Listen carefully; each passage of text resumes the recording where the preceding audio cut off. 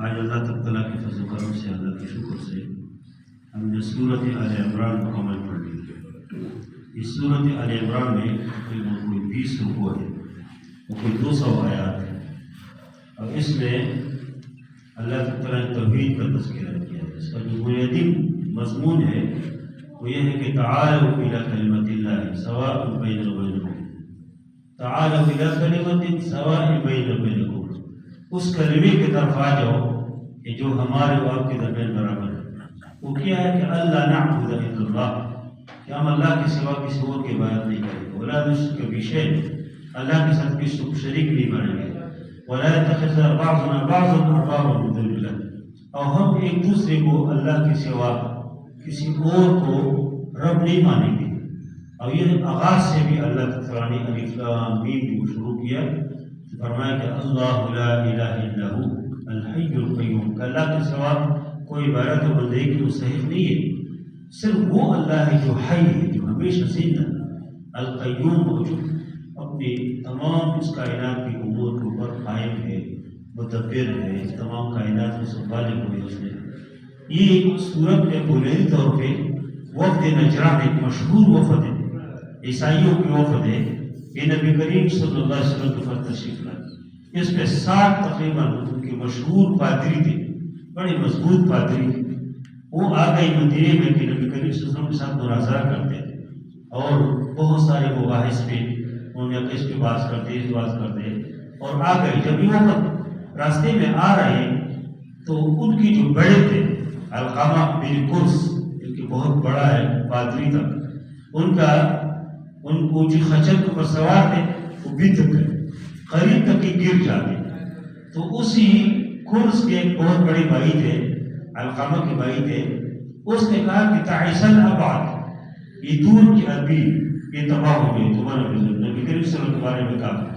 اس کے بڑے بھائی نے جو بڑا پادری تھا اس نے کہا کہ خدا کا بندے سربار نہ کرو، وہ تو پیغمبر ہے، صحیح پیغمبر ہے، تو یہ چھوٹے لگا کہ تو اس کے مقابلے کی کیوں جا رہے؟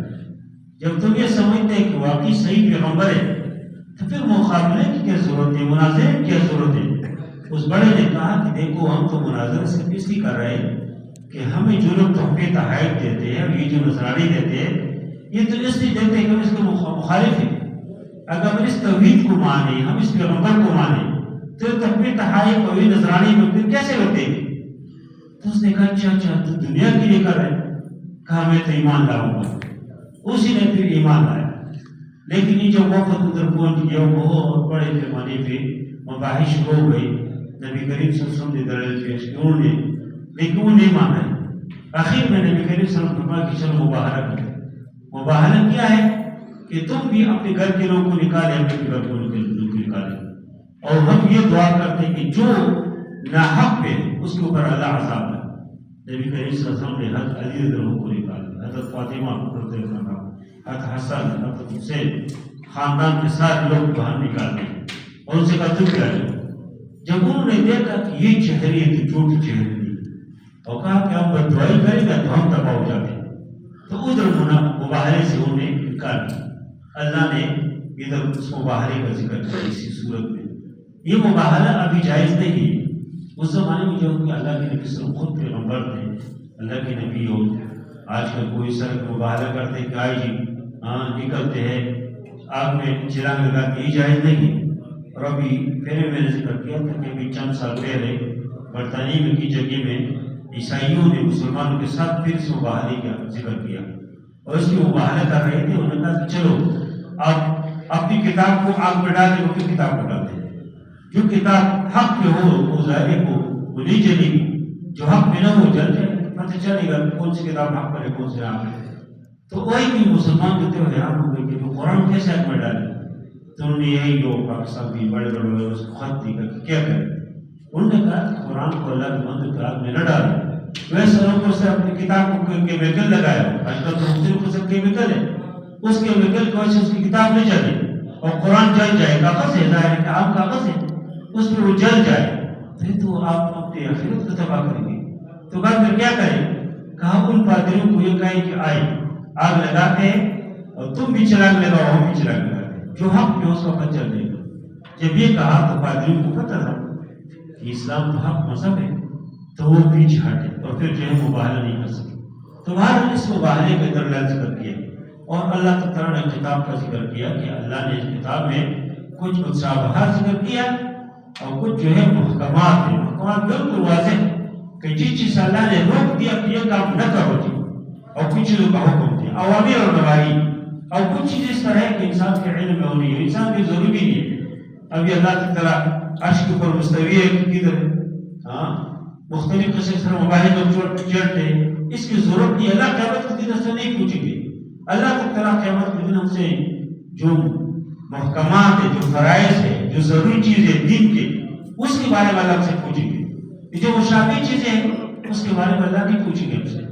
اس پہ بحث و بحث نہیں کرنا چاہیے. اور قرآن نے فرمایا کہ فَأَمَّا الَّذِينَ فِي قُلُوبِهِمْ زَيْغٌ فَيَتَّبِعُونَ مَا تَشَابَهَ مِنْهُ ابْتِغَاءَ الْفِتْنَةِ وَابْتِغَاءَ تَأْوِيلِهِ، جن کی دل میں کجروی ہے وہ متشابہات کے پیچھے جاتے ہیں، ادھر ادھر کی چیز تلاش کرتے ہیں. اور پھر اللہ تعالیٰ نے فرمایا کہ إِنَّ الدِّينَ عِندَ اللَّهِ الْإِسْلَامُ، اللہ کے ہر دین اور قانون جو لا ہے وہ اسلامی شریعت ہے، یہ دین. پھر اللہ تعالیٰ نے نبی کریم صلی اللہ علیہ وسلم کی محبت کا ذکر کیا. قُلْ إِن كُنتُمْ تُحِبُّونَ اللَّهَ فَاتَّبِعُونِي، فرمایا کہ تم اللہ سے محبت کرتے ہو تو نبی کریم صلی اللہ علیہ وسلم سے فرمایا کہ تم کہو میری اتباع کرو. اللہ کے نبی صلی اللہ علیہ وسلم کی اتباع، اللہ کے نبی صلی اللہ علیہ وسلم کی محبت، یہ اسلام اور دین کی بنیادی شرط.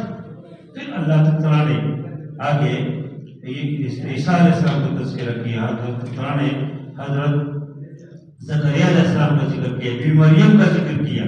بی مریم کی والدہ نے نظر مانی تھی کہ میرے پیٹ میں جو بچہ پیدا ہو جائے بس یہ دین کے وقف کر لوں گی. تو بی مریم پیدا ہو گئی تو اس نے کہا میں نے تو یہ سوچ تھی کہ شاید کوئی مرد پیدا ہوئے تو لڑکی ہے، اس کو لڑکی اور مرد والے سے سکر کر لوسا، مرد اور عورت تو برابر نہیں ہے. لیکن اس بی مریم سے اللہ نے بہت بڑا کام کیا. اور پھر بی مریم ایک خاص جگہ میں بیٹھی تھی، ایک خاص کمرے میں اللہ کی عبادت کرتی تھی، اور ادھر بند کمرہ ہے، بغیر موسم کے پھلوں کے پاس آ جاتے، کوئی لانے والا بھی نہیں ہے. زکریا سب داخل ہو گئے، پوچھا کہ یہ کدھر سے، اَنَّىٰ لَكِ هَٰذَا، یہ کدھر سے؟ بی مریم نے کہا قَالَتْ هُوَ مِنْ عِندِ اللَّهِ، یہ اللہ کی طرف سے. إِنَّ اللَّهَ يَرْزُقُ مَن يَشَاءُ بِغَيْرِ حِسَاب، اللہ جس کو چاہتے بغیر حساب کتاب کے رزق دیتے. یعنی یہ آپ سمجھیں کہ اس کو سخت سردی ہے، سردی کو موسم ہے تو آم نہیں ہوتے. بی مریم کے پاس بہترین قسم کا آم موجود ہے، انار کے موسم میں انار موجود ہے، کیلے کے موسم میں کیلا موجود ہے، کینو اور مانڈی کے موسم میں وہ موجود ہے. تو زکریا علیہ السلام حیران ہو گئے کہ یا اللہ اس بی مریم کو آپ پھل دے سکتے ہیں تو مجھے بیٹا نہیں دے سکتے. زکریا علیہ السلام اس وقت بڑے عمر کے تھے، وہ 60-70 سال کی عمر کے تھے، بیوی بان تھی. اللہ نے اس کو یحییٰ علیہ السلام کو بشارت دی. زکریا علیہ السلام نے کہا کہ میرا بچہ کیسے ہو جائے اس عمر میں، جو کہ میں اس عمر میں کس کے بچے نہیں ہوتے، میرے بیوی بان تھی. اللہ نے اس کو بیٹا دیا یحییٰ علیہ السلام. پھر بی مریم کا اللہ نے تذکرہ کیا، زکریا علیہ السلام کی اور واقعات اللہ نے ذکر کیا.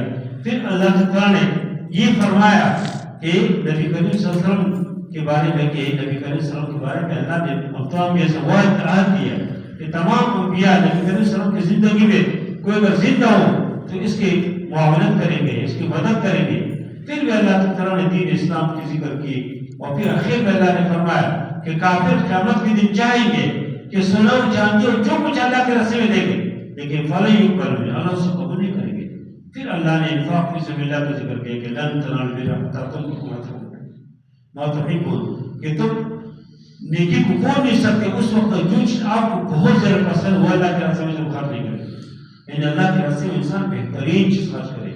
اور جب صحابہ نے سن لیا تو کس صحابی کی بہترین بات انہیں کہی میں اللہ کے راستے میں دیتا ہوں، کسی کے پاس بہترین قسم کی باندھی ہے کہیں اللہ کے راستے میں دیتا ہوں. ہر تمہارے فاروق نے کئی قسم کو اس طرح کی چیزیں قربان کی. کہا کہ اللہ نے فرمایا کہ بہترین چیز ہو تو میرے تو بہترین پلان چیز ہے. عبداللہ نے عمر مختلف قسم کی چیز اللہ کے راستے میں دے دی. پھر اللہ تعالیٰ نے فرمایا یا ایھا الذین آمنوا اتقوا اللہ حق تقاتہ، اللہ سے ڈرو جس کا تقوی آپ کا حق ہے. پھر فرمایا واعتصموا بحبل اللہ، اللہ کی رسی کو مضبوطی کے ساتھ پکڑو. رسی سے مراد کیا؟ قرآن، اس دین ہے، اسلام ہے. اور فرمایا ولا تتفرقوا، اس میں فرقے نہ بنو. واعتصموا بحبل اللہ جميعا، اللہ کی اس رسی کو مل کے پکڑنا. ولا تتفرقوا، فرقوں میں نہ پکڑو، نہ پڑھو جس طرح آج کل ہم فرقوں میں پڑے. کتنے افسوس کی بات ہے کہ ہم کتنے قسم کے فرقوں میں کتنے طرف بھٹک گئے. دیکھو ملکوں میں بھٹک گئے, پھر زبانوں میں بھٹک گئے, رنگوں میں بھٹک گئے, شکلوں میں بھٹک گئے. اور پھر جو ہے مذہبی طور پر کتنی تقسیم. ایک نوجوان جب گھر سے نکلتے ہیں وہ سوچنے پر مجبور ہے کہ کن کی مسجد ہے, دیکھتے ہیں کہ اہل حدیثوں کی مسجد ہے کہ بریلیوں کے کہ دیوبندیوں کن کے پاس جاؤں. مولویوں نے ذہن بنایا کہ فلان کی پیٹ نماز نہیں, فلان کی نہیں. یہ بالکل غلط کہتے ہیں. جو مولوی کہتے ہیں اس کو منبر سے نہیں چھوٹتا. جو آدمی اس قبلے کی طرف رخ کرتے ہیں, اللہ مانتے ہیں, اللہ کے رسول مانتے, اس کے پیچھے نماز نہیں. یہ فرقے یہ مولویوں نے بنایا. دین ایک ہے, اسلام ایک ہے, ایک قرآن ہے. سب یہ قرآن پڑھتے ہیں, سب یہ اللہ تعالیٰ مانتے ہیں, سب اللہ کے نبی کو مانتے ہیں, سب آخرت کو مان لگے. یہ جو بنیادی چیز ہے نیچے چھوٹ چھوٹے فروعی مسائل میں اختلاف ہے, اس کو ایسے اختلاف بنایا کہ لوگوں کو دین سے دور کریں. پھر اللہ تعالیٰ نے فرمایا کہ وَلْتَكُن مِّنكُمْ أُمَّةٌ يَدْعُونَ إِلَى الْخَيْرِ, تم ایسی جماعت ہو جو خیر کی طرف لوگوں کو بلائے. بہترین لوگ ہیں جو دین کی طرف, اسلام کی طرف لوگوں کو بلائے, امر بالمعروف نہی عن المنکر کرے. پھر اللہ تعالیٰ نے غزوہ بدر کا تذکرہ کیا, احد کا تذکرہ پورے تفصیل کے ساتھ کیا گیا. اور قرآن میں اگر آپ کسی تفسیر میں کل میں ذکر کیا تو کسی اردو تفسیر میں پڑھیں گے آپ کو بہت مزہ آئے گا. بدر کا بہترین واقعہ ہے پہلا غزوہ. پھر احد کا بہترین واقعہ ہے کہ مسلمانوں کی تعداد بہت کم ہے, کافروں کی تعداد بہت زیادہ ہے. اللہ نے مسلمانوں کو کیسے فتح دیا اس کا اللہ نے ذکر کیا. پھر اللہ تعالیٰ نے فرمایا کہ وما محمد الا رسول, محمد صلی اللہ علیہ وسلم اللہ کے رسول ہے. جب نبی صلی اللہ علیہ وسلم وفات پائے تو لوگوں نے مختلف قسم کے کوشش شروع کی دین سے ادھر ادھر ہونا. تو اللہ نے پہلے سے فرمایا تھا کہ وما محمد الا رسول قد خلت من قبلہ الرسل. اور پھر جو ہے اللہ تعالیٰ نے پھر میں یہ فرمایا کہ ولا تحسبن الذین قتلوا فی سبیل اللہ امواتا, اس کے اوپر گمان بھی نہ کرو مرنے کی. جو اللہ کے راستے میں مر جائے اس کو مردہ نہ کہو, بل احیاء عند ربهم یرزقون, اللہ کے اس کو رزق ملتے. یعنی ایک آدمی مر جاتے, اس کے مال تقسیم ہو جاتے, اس کی بیوی کسی اور کے نکاح بیٹھ جاتے, لیکن اللہ تعالیٰ فرماتے اس کو مردہ نہ کہو. مرا ہوا تو ہے نا, لیکن اللہ تعالیٰ فرماتے مردہ نہ کہو, اس لیے کہ شہید کا جرم ہے, اس میں بہت زیادہ وزن ہے. جب تم کہتے کہ فلان شہید ہو گیا تو لوگ شہادت کی تمنا کرتے ہیں. شہادت تو بہت عظیم مرتبہ ہے, لیکن جب تم کہتے کہ مر گیا تو مرنے کے ایک ہیبتناک لفظ ہے. اس سے اللہ نے فرمایا کہ ولا تقولوا لمن يقتل في سبيل الله اموات بل احياء. اور اس غزوہ احد کے بہت بہترین انداز سے اللہ نے اس واقعے کو ذکر کیا. پھر اللہ نے فرمایا کہ لقد سمع الله قول الذين قالوا ان الله فقير ونحن اغنياء. کہ جب اللہ نے زکات دینے کا حکم دیا, اللہ نے صدقات کا حکم دیا, تو کچھ لوگوں نے کہا کہ اللہ فقیر ہو گیا. ان اللہ فقیر, تو اللہ فقیر ہے, ہم مالدار ہے کہ اللہ ہم سے مانگتے.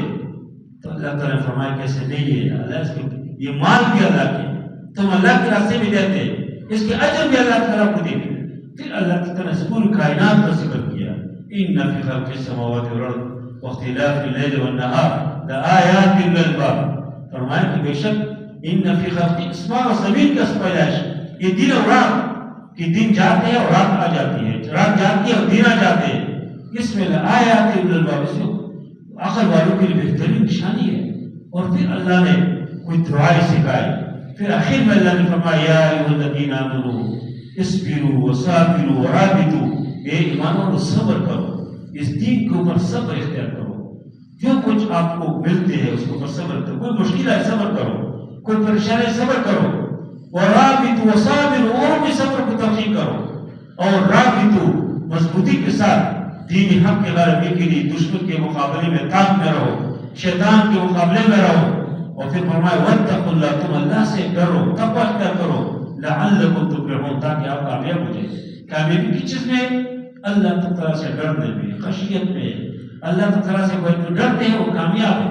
اور جو آدمی اللہ کی خشیت نہیں ہے, کاروباری لحاظ سے آپ دیکھو آج کل ہماری مارکیٹوں کی اتنا ماشاء اللہ اکثر لوگ یہ اچھا کہ میں نے اگر دھوکہ نہیں کیا, میں نے لوگوں کے ساتھ یہ فراڈ نہیں کیا, تو کیسے میں کر رہا ہوں.